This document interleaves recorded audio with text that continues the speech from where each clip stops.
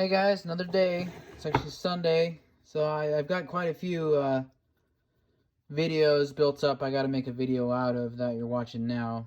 I got a lot of content built up, is what I meant to say. And well, I'm finally done with at least the half of the side of the kitchen remodel.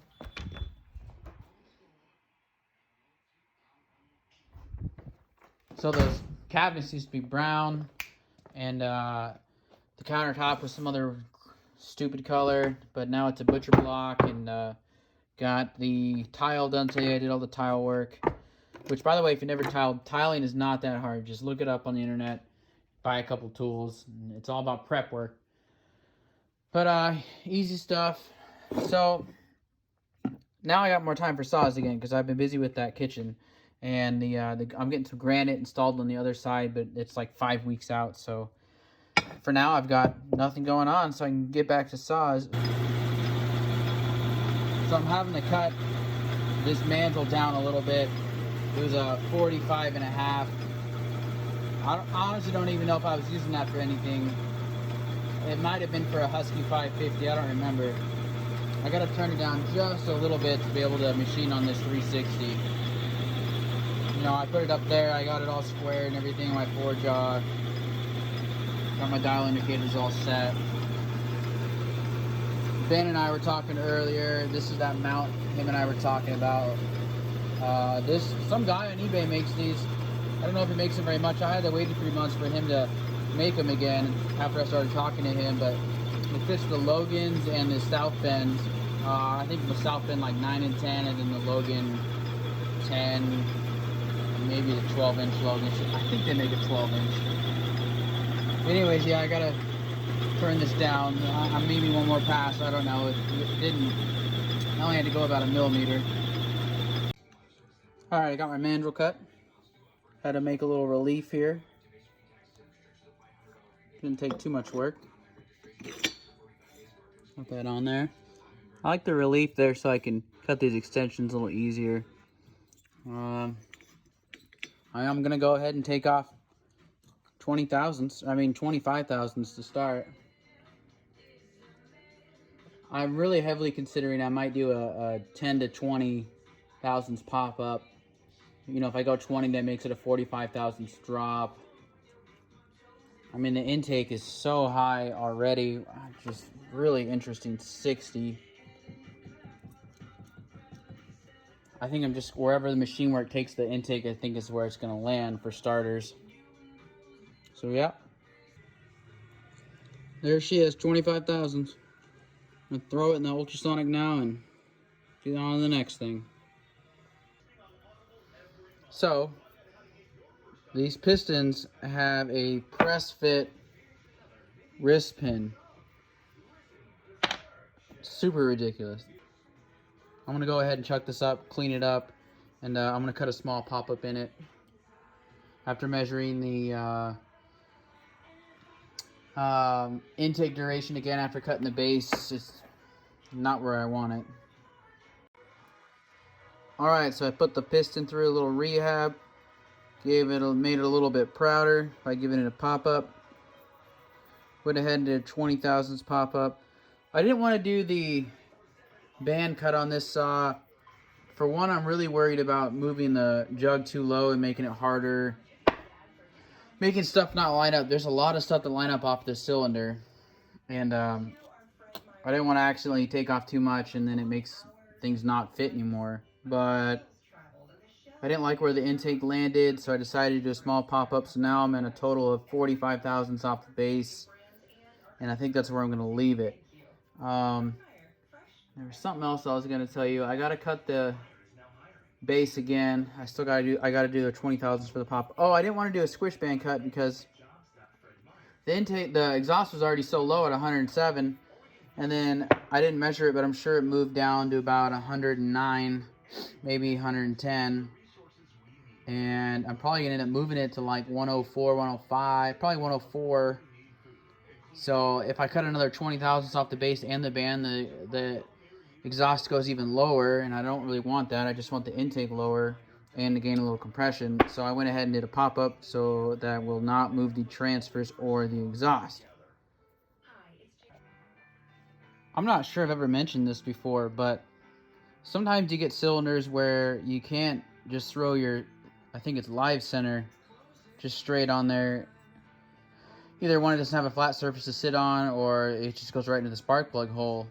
So sometimes you gotta just take another chunk of metal and throw it on there. You know, it doesn't have to be anything special. It just has to be able to tighten down and stay in one spot. So I've got this guy here. See, I got a couple holes drilled in it just for place holding, and see, it works great, just right like that. I had another piece too, and I dropped it somewhere. Oh, there it is. Sometimes I'll use this little guy. Just a little tip. I'm not sure I ever mentioned that before. So getting the piston back on, and this is a pretty easy way to do it. Just a small C-clamp. Press it back in there. So I'm going to show you something I've never shown you before, and I rarely do it, but I have a few times in the past. And this is something even you could do at your own house if you just had somebody turn you a mandrel. I mean, even if you had a wood turning lathe, you could make a wood mandrel out of it. But I overshot my squish a little bit, or undershot, and it's at an 015 now. Now with this small of a saw, 57cc, I could do that, be fine, but I'd rather get it up to closer to an 018, which is perfectly fine. I usually do an 0201 all saws, but 018 is perfectly fine. And what I would have to do here is either take the piston back off and cut more of a pop-up, or cut the band. And well, quite frankly, I don't want to hook this all up just to cut 2 or 3 thousandths off the band. And even the piston, normally I would just take it off real quick, but this is difficult to get off because that pin is pressed into the rod. And that was quite an ordeal to get that piston off of there, and then putting it back on wasn't too bad. But I don't want to have to take it off again. So I take some sticky sandpaper, trace it, throw it on here.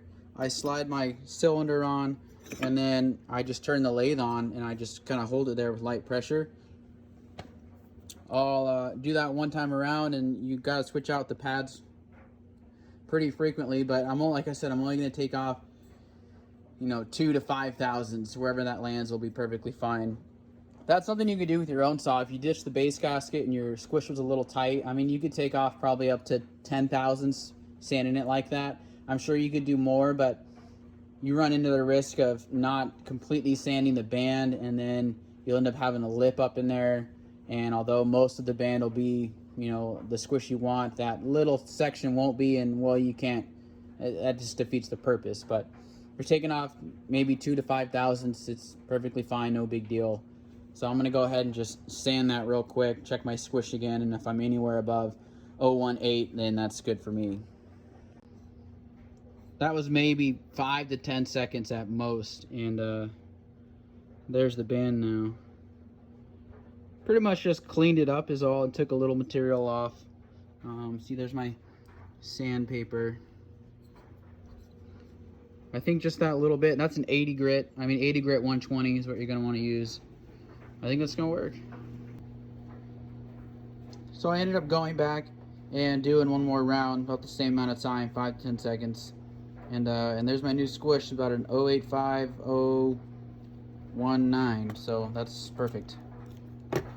Initially it was about an 017, and I thought, well, I'll just do it one more time and get it up to where it went. So easy stuff, like I just said, if you got the means to get a mandrel or have a mandrel. If any of you followers wanted to do this and you needed a mandrel made, you could shoot me an email. I would machine you a mandrel real quick, and you could toss it in your vise even. The guys have done that. You toss it in your vise and just hand turn it. There's even a way you can... I looked into doing squish band cuts before I bought a lathe, and you can machine a slot in a mandrel and put a piece of high-strength steel in there and with a sharp edge, and then manually turn it, and it'll scrape off as you go. And there's guys who've had good success with that. One of the better well-known porters, Scott Kuhn's Tree Monkey saws or something like that. He does, at least some of the videos he's posted out there, he does some work with hand cutting squish bands. I've seen him do it in a vise with a mandrel with the cutter in it by hand, and then I've seen him. He has a mandrel out of wood with sandpaper and a drill, a hand drill, and he'll sand it to get the final finish. But I mean, I think he just does it on his lathe. His videos would show he's clearly knows how to use the lathe quite well. And so maybe he was just showing that's the way he has done it or does it sometimes. I don't know. But and it's the same thing. Actually, I didn't even think about that. You know, you could take a piston of the right diameter. You know, if you got a junk one, or you just buy the cheapest one you can on eBay. Throw your sandpaper on top of it. Leave your piston pin in there, and then if you notch a socket to fit in here, you can use your drill. You could put your cylinder in your vise, toss this in there, you know, put your drill in, turn on high speed, turn it on. That would work as well too. You know, that's a good alternative if you need to get, like I said, 5-10 thousandths more clearance.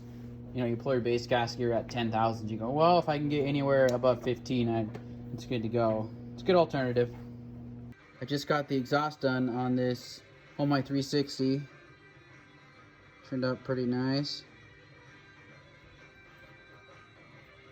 It's really hard to see. Took it to 400 grit.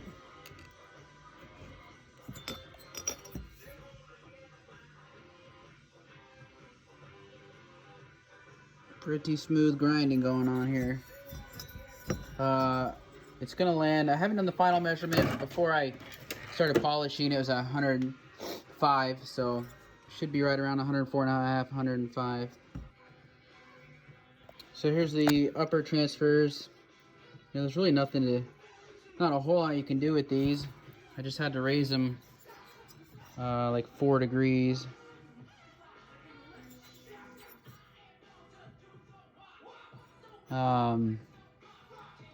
You know, there's nothing to do on the lowers. They're open transfers. They're open. So that's where they land. I extended the blow down 2.5 degrees from stock, so relatively similar. So I'm looking at this 360. I got the porting all done on it, and this muffler is insane. So I took the little screen off there, and this is what I get. So I mean, that's pretty restrictive. And then, you know, you look at the overall size of this, and it makes this 90-degree turn. Look how thin that is. I mean, that's like 3/4 of an inch thick. And then it's got, I don't know what that bump is there. It doesn't move or nothing. And, you know, I could just cut the top off of it and clear that up, port match it, and, you know, basically clear this out and call it a day. I don't know if that's going to be enough. I mean, for the exhaust gases to just shoot out of here, it's almost got nowhere to go. I mean, there's tons of pressure in there. So what I would like to do is I would like to build some sort of pipe. I'd probably start off with a rectangular kind of muffler for the main body part of it, but eventually I'd break off into some pipes, and maybe at the scrapyard I could find some pre-bent piping that I need, or tubes. I don't have the dies to bend that. I mean, maybe I can make it all out of square tubing, but I don't want to do that. I want to put some pipes over here. But so you look at this, and God, there is just no room. You can't go forward. The gas tank's right here, and the oil tank. I mean, you can't go backwards. You can pretty much just go slightly down and then come out here where the muffler used to be. So I don't know. Open for suggestions. You know, I can't put anything in there that's going to be big enough. You know, you look at like a 372 muffler, and it's like the size of a softball. And then I got this over here. Like, I don't know. I think I want to put a rectangular muffler out of there, somewhere up in here. It'd be fairly similar to this, but thicker. You know, as big as I could possibly fit in there. And I'm going to bring it over, and I would love to do some kind of like dual pipes or something out of the side. I think that'd be sweet. So that's where I'm at with this. The owner, Nate, he's sending me some new rings. You know, these have those thin rings, which is good, less resistance, but the gap on them, even in the cylinder, is about this big. I have never seen rings with a gap like that. And then on top of that, they're flat. So normally So I got the 064 old rings here. They're shaped to fit around the piston pin, or the ring pin inside it on the piston to hold it in place. You see how, so normally it basically comes together about that close, nearly touching. And then over here you got this. It's flat. And even when I put it in the cylinder, I mean, it may be like this. So I don't know what's going on with that. That's really strange to me. No wonder it's not making any compression. All the compression's leaking out the rings. So waiting for new rings. But I got to build this muffler, and then I can wait for the rings and put it back together and get my first cuts with it. So I ended up, with the timing, I ended up doing 50 thousandths off the base, and then I did a 20 thousandths pop-up, and I ended up doing 5 thousandths off the band. You saw me sand it. And the new squish is about an 018. Now, if you add up those numbers, they don't quite match up. They're 2 thousandths off. So actually, I probably sanded 03 off the base, but whatever. Or off the band, I mean. So my final numbers, as it sits, 105, 125, 66 makes a blowdown of 20. Original blowdown was 17.5, so I lengthened it just a skosh. I think with the small muffler like it has, a longer blowdown is more beneficial. So I went ahead and left it just a few degrees longer. I raised the exhaust 2 degrees. And then, as you see, the transfers actually really didn't even move. And the exhaust barely moved. But I had to grind it probably 5 degrees. Because by the time I dropped it, it was like 110, 111-ish. And then 66, I actually left the intake. The intake shape was great. It was good. I moved it 5.5 degrees, which is quite a bit. I mean, most saws land right around that 5.5, 6 degrees movement for intake duration. I mean, at the most, maybe 8, but not many saws take that much movement. So I'm hoping that lands me in the realm of good case compression, good RPMs, good blowdown. The muffler's going to need work. I advanced the timing 25 thousandths. I know Nate and I talked about sourcing a bigger carb for it because it's a tiny carb and it can't be bored out. Bigger carb, if it could fit with relatively no modifications, I think would be really beneficial. But I don't know if that one's going to happen. So have a good night.